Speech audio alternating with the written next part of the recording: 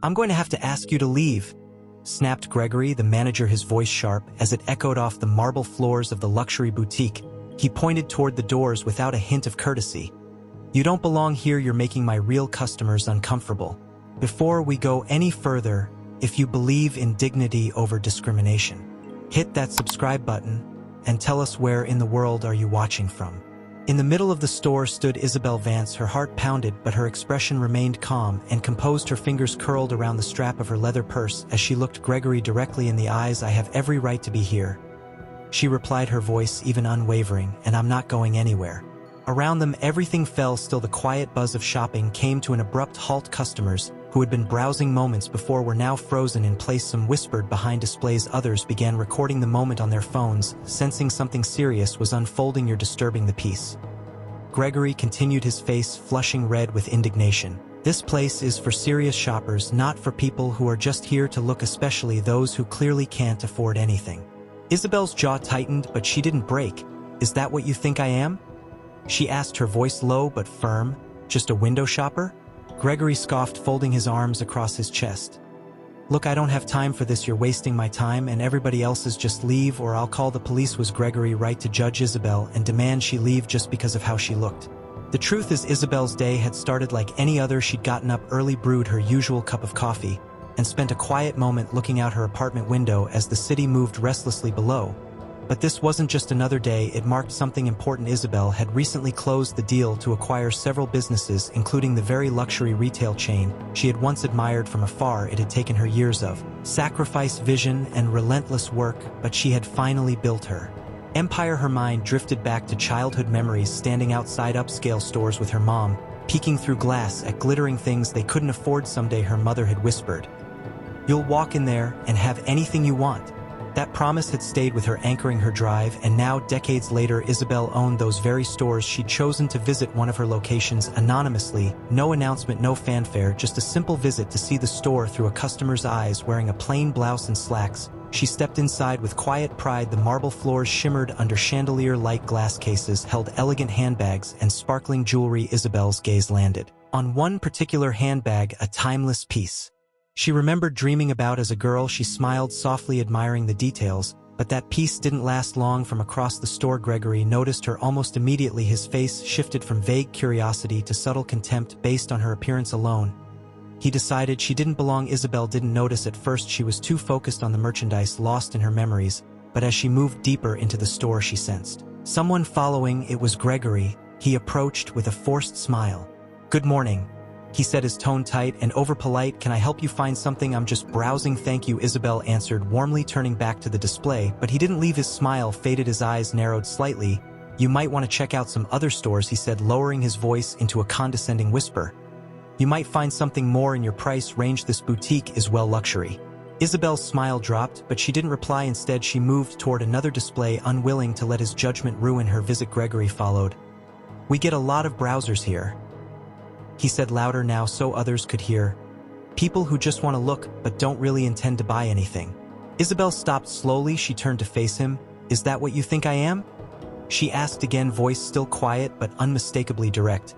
"I've been doing this a long time," Gregory replied with a smirk. "I can tell who's serious and who's wasting time." Isabel's face didn't flinch.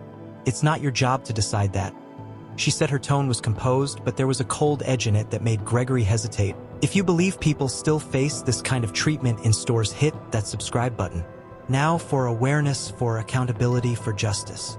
A few nearby shoppers had taken notice. Their whispers grew louder. Phones continued to record. Behind a nearby counter, a young sales associate named Clara stood frozen. Her hands gripped the edge of the glass display case. She watched the exchange unfold, torn between her fear of Gregory and her discomfort at the injustice she was witnessing. Isabel glanced toward another part of the store where a woman in an expensive outfit was being helped like royalty. That woman hadn't been followed, hadn't been questioned, hadn't been judged. The contrast stung, but before Isabel could speak, Gregory stepped in front of her again. "I think it's time for you to leave," he said sharply. He followed her closely now, refusing to let her move freely. With every step, his condescension thickened.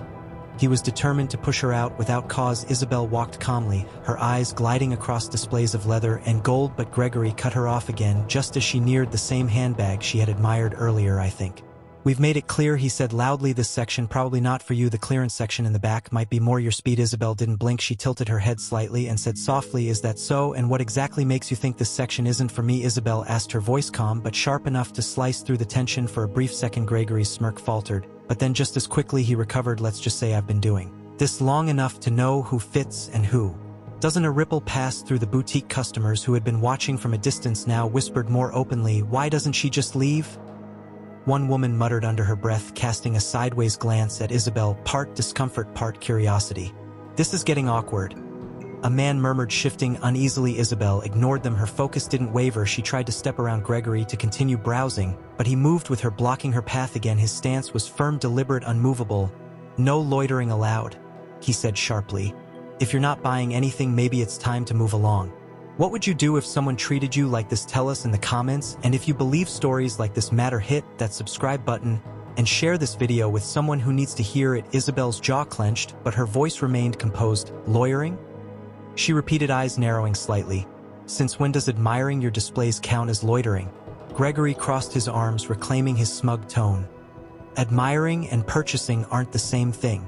Near the jewelry counter, Clara, the young sales associate, watched the scene unfold in growing distress. Her fingers gripped the edge of the glass case, knuckles pale from the pressure. She had seen the tension escalating, had watched Isabel remain poised in the face of Gregory's escalating hostility, but Clara also knew Gregory's reputation. He was vindictive, ruthless with employees who crossed him. Speaking up could cost her her job, or worse still, the injustice clawed at her conscience. Her eyes darted between Gregory, who was now gesturing toward the entrance, and Isabel, who stood calmly in place. Clara took one step forward, then froze. She stepped back again, paralyzed by fear and torn by what she knew was right. "What would you do in Clara's position? Risk everything to speak up or stay silent to survive? Tell us below.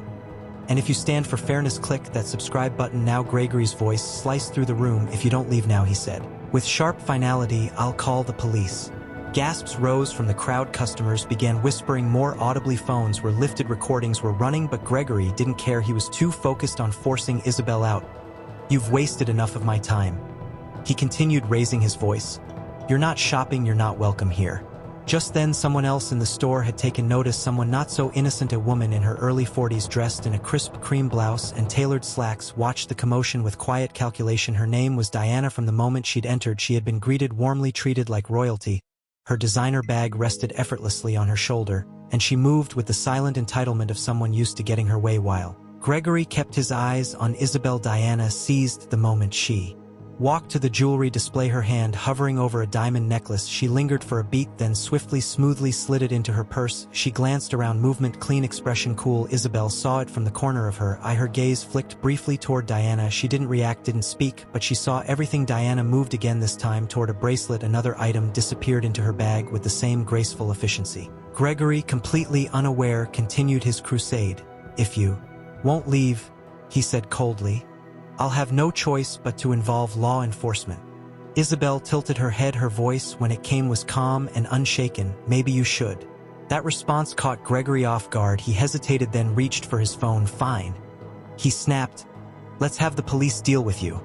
As Gregory began dialing, Diana glided toward the exit, her purse now bulging slightly, but her steps remained measured, elegant. She looked like just another satisfied customer on her way out. Isabel's eyes never left her. She watched every move, every stolen item. Her gaze remained focused, her composure unshaken. Even as the store swelled with tension, customers whispered louder. Now their phones filmed every second. Still Isabel said nothing. She watched the thief disappear toward the door, then turned her attention back to Gregory, who was now speaking into the phone.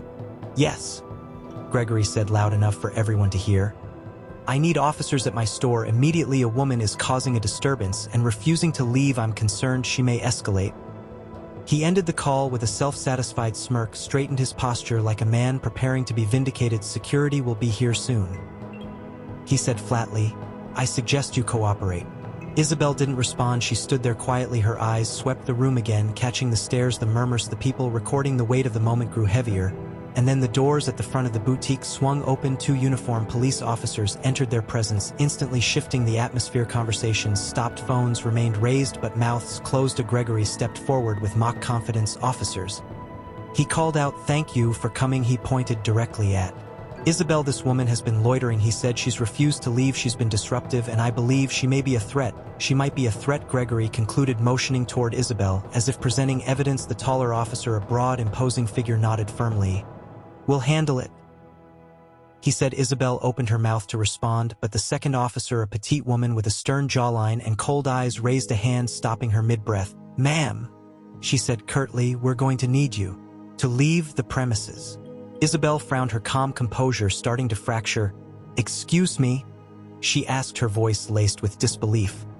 You haven't even asked for my side of the story.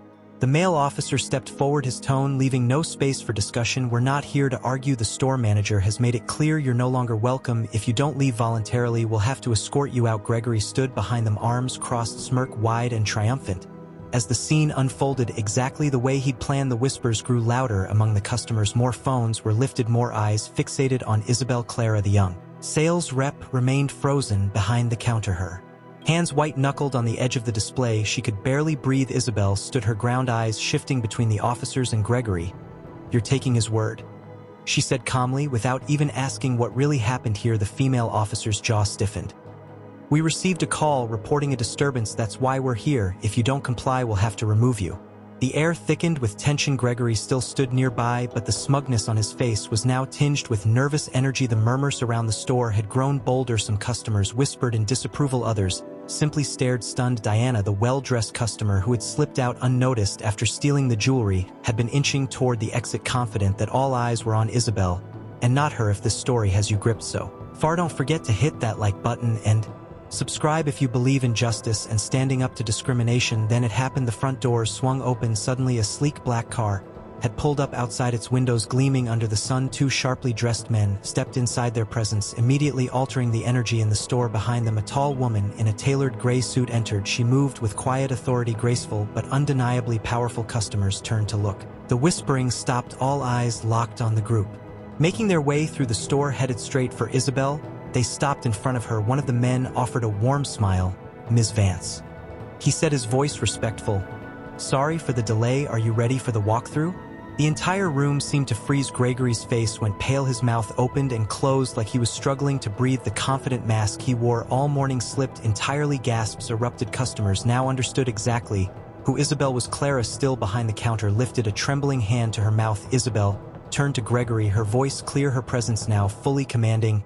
I'm Isabel Vance, she said, the new owner of the store, and we have a lot to talk about. The boutique fell into complete silence. Gregory looked like the ground had dropped out from under him. You're the owner, he stammered, his voice barely above a whisper. Isabel didn't even blink. That's right, I've been observing how you treat customers, and I must say it's been very revealing. He opened his mouth to speak again, but Isabel lifted a hand silencing him. Then she turned slightly, her gaze locking on Diana, who was only steps from the door. Isabel's voice sliced through the room. Before we go any further, someone should check that customer's bag. It hit like lightning. Everyone turned toward Diana, who suddenly stood frozen mid-step. Her hand was on the door handle, her face lost all color. What are you talking about? Gregory blurted, clearly lost. Isabel stepped forward. I saw her slip a bracelet and a necklace into her purse, she said evenly. While you were so busy profiling me, she was helping herself to your merchandise. Gasps spread across the room. Phones were raised again. Whispers exploded into full-blown shock. Diana's voice quivered. I didn't. This is ridiculous. Isabel didn't flinch. She turned back to Gregory. Well, she asked coolly, would you like to handle it, or should I? Gregory was sweating now, his voice shook. I'm sure it's a misunderstanding. She doesn't seem like the type to. Isabel cut in the type, she repeated sharply. You mean the kind of person you assume is innocent based on their appearance, while I, the actual owner, get treated like a trespasser? Two security guards entered the store, summoned by the noise. Isabel pointed toward Diana. Check her bag. Diana clutched her purse tightly. You have no right. This is an invasion of privacy. One of the guards stepped forward. Ma'am, we'll need to verify this. Diana froze. Faces around the store were watching under the weight of dozens of stares. She reluctantly handed over her bag, her hands trembling. The guards opened it. Inside, a sparkling bracelet, a necklace, both with tags still attached. The proof was undeniable. Gasps filled the store. She was stealing the whole time, someone whispered, and we all thought. Diana tried to speak. I was going to pay for those. I just forgot. Isabel raised a hand, silencing her. Save it. I saw what you did. The guards escorted Diana to the back, her protests weakened with each step. Isabel turned back to Gregory, her voice steady and powerful. This is the culture you created, one where people like me are humiliated while actual thieves walk out your front door. Gregory couldn't speak. His arrogance had shattered. Isabel turned to the crowd, addressing both staff and customers. The store will no longer tolerate discrimination or incompetence from today forward. We lead with fairness, respect, and integrity. Murmurs of agreement echoed. Several people nodded, some clapped softly. Then Isabel's gaze softened. Clara, she said, turning to the young associate, you're part of the solution. I've seen your heart, and I believe in it. Clara's eyes welled up. Thank you, Ms. Vance, she whispered. Isabel gave her a quiet smile, then she turned back to Gregory one last time. As for you, her voice dropped colder now, your time here is over. Applause erupted across the store as Gregory stood there speechless, defeated. Isabel had flipped the script, completely exposing the thief and the prejudice that had poisoned the store's culture. The boutique buzzed with tension. The echoes of Diana's removal still lingered in the air as Isabel turned to face Gregory. Her posture was upright, her presence magnetic. Gregory stood frozen, stripped of his arrogance. The color had drained from his face. This, Isabel said, her voice sharp but composed, is what happens when you judge someone based on appearances. Her words sliced through the silence like a blade. While you were busy treating me like a criminal, she continued, the real thief was walking out with thousands of dollars in merchandise. Gregory swallowed hard. I was just doing my job, he muttered, avoiding her gaze. Isabel lifted an eyebrow. Your job, she repeated, her tone biting. Your job is to treat every customer with respect, no matter what they look like. Instead, you failed me, you failed your team, and you failed the store. The murmurs around the boutique grew louder. Phones were still raised. Isabel now had the room in the palm of her hand. Clara stood nearby, her body finally starting to relax. Her expression was a mix of admiration and relief as she watched Isabel take command of the moment. Have you ever been judged before someone even knew your name? If so, click that subscribe button and tell us your story in the comments. These stories deserve to be heard. Gregory tried once more to defend himself. I didn't mean to offend anyone, I just thought. Isabel cut him off, her voice firmer. Now you thought what? That I didn't belong here, that I couldn't possibly afford to shop in a place like this. He opened his mouth, but the words didn't come. The silence that followed was crushing. You embarrassed yourself, Isabel continued. You humiliated me, and more importantly, you exposed your own bias in front of your customers and your staff. She turned to address the crowd, her voice steady and resolute. This is not the kind of culture I intend to lead, not in my store. The room grew still as her message sank in. This is a place where respect is not optional, it's the standard. Gregory stood still, face flushed, fully aware that there was no salvaging the situation. I didn't mean for it to sound that way, he said, voice shaking. I was just trying to maintain the store's standards. Isabel's eyes hardened. And what standards are those? She asked. Exclusion, disrespect, public shaming. She paused just long enough for it to land. You're fired. The room erupted into applause. Cheers, soft claps, nods of agreement. Customers smiled, some even shouted words of support. Clara exhaled slowly, her shoulders releasing tension. She didn't know she'd been holding all morning. Gregory, on the other hand, stood like a statue. You can't do this? He mumbled, disbelief lacing his voice. Isabel's face didn't move. Oh, but I just did.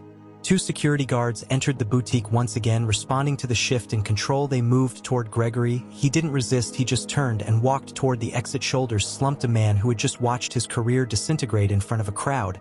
Once he was gone, the mood in the store began to shift. Isabel faced the remaining customers and staff, her voice softened, but it remained firm. This isn't just about what happened today, it's about the culture we build together, one where everyone feels welcome and everyone is treated with dignity. Diana, now exposed as the thief, had been escorted out of the store in handcuffs. The confidence she once carried was gone, replaced by shame. Customers whispered, some still filming as the drama played out like something from a movie. But for Isabel, this wasn't fiction, it was personal, it was necessary. And she still wasn't finished. Her gaze shifted to the front doors where the two officers who had tried to remove her now stood. Their posture was stiff, their faces pale. The tall officer, the one who had spoken the most firmly earlier, refused to meet her eyes. The shorter female officer stood beside him, her cheeks visibly flushed with shame. Isabel pulled out her phone and calmly dialed. The room fell silent. Everyone watched her, holding their breath. A deep voice answered after a few rings. Chief Miller, Isabel said clearly. This is Isabel Vance. I'm at one of my stores and I need you to come down here. A wave of confusion spread. Wait, did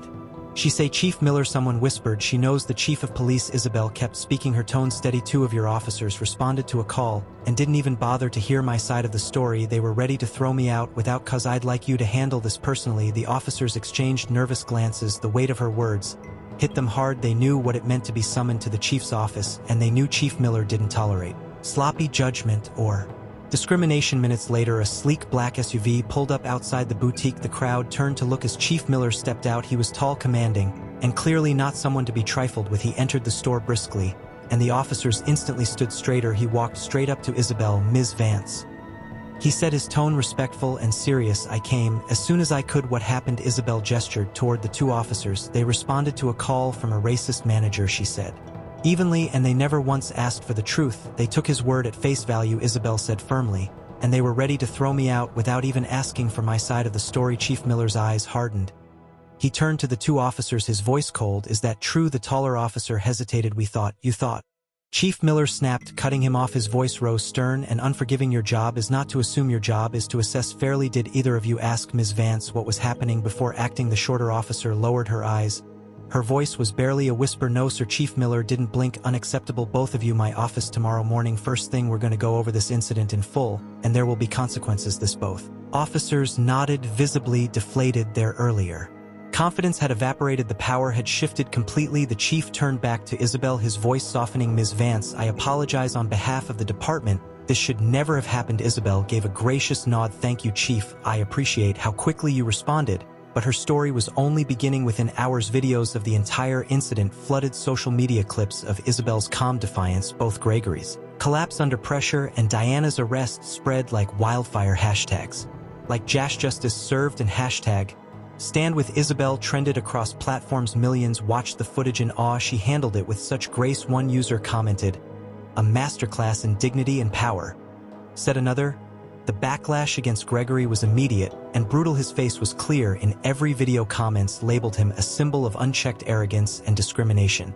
Stories from former employees and customers surfaced. Employers distanced themselves. His name was scorched online, and his reputation in retail was all but destroyed. But Isabel, she was celebrated. News outlets picked up the story within days. Interviews flooded in. She didn't make it about revenge. She made it about change. If Isabel's story moved you, the headlines read, "Share it with someone who needs to hear it," and don't forget to like and subscribe for more stories that stand up to injustice.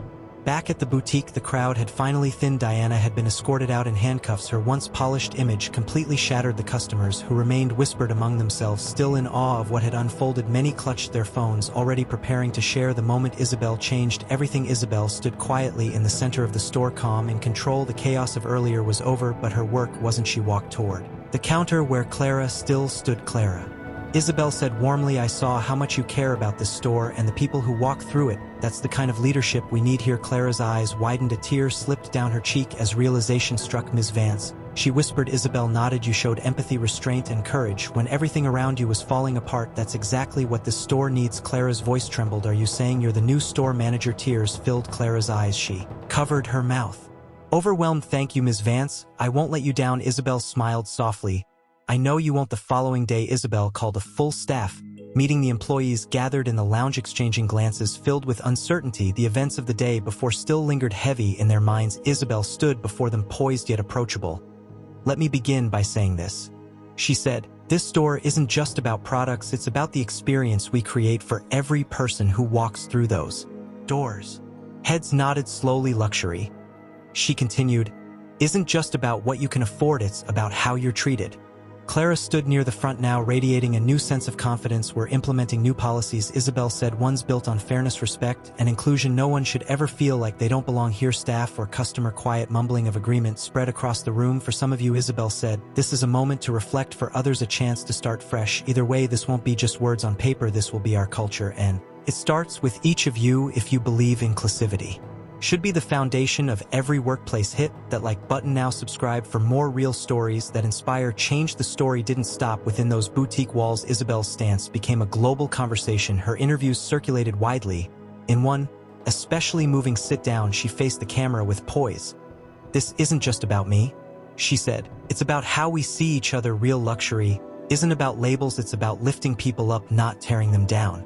Her words resonated. Thousands shared their own stories. Messages flooded in of prejudice, of courage, of change. Have you ever been underestimated, misjudged, or discriminated against? Share your story. In the comments, you're not alone. And we're listening back. In the store, change took root. The displays were rearranged to feel more open, more welcoming. Staff underwent new training, focused on empathy, awareness, and dignity. And Clara, now manager, led by example, creating a place where everyone was Seen one evening after closing, Isabel walked through the quiet boutique. The lights were dimmed, a soft glow via the displays. She stopped in front of a familiar case, the same one she'd once stood before as a little girl. Dreaming inside sat the handbag she used to wish for its classic design hadn't changed. But what it meant it wasn't just a luxury item anymore. It was a symbol of perseverance, of justice, of victory. Isabel smiled, peace washing over her. She had faced humiliation, injustice, and resistance, but she had turned it into something more. That bag no longer represented status, it represented how far she had come and how many lives she had changed along the way. She turned toward the door, her resolve unshakable. Because this was just the beginning. There was a world outside those doors still waiting to be changed, and Isabel Vance was ready to lead the way. If you believe in standing up for what's right and using your voice to make a difference, share this story with someone who needs to hear it, and don't forget to like and subscribe for more powerful stories.